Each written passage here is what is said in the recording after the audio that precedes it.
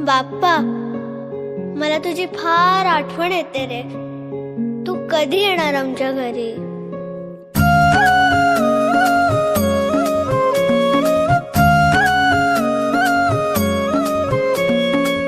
देवा तुझ्याच साठी उघडून दार, वाट पाहून झाली फार. चिंता हरून देवा थकला असणार, दे माझ्या खांद्यावर भार. थोडा इथं टेकून जा, घास खाऊन माझ्या हातातला.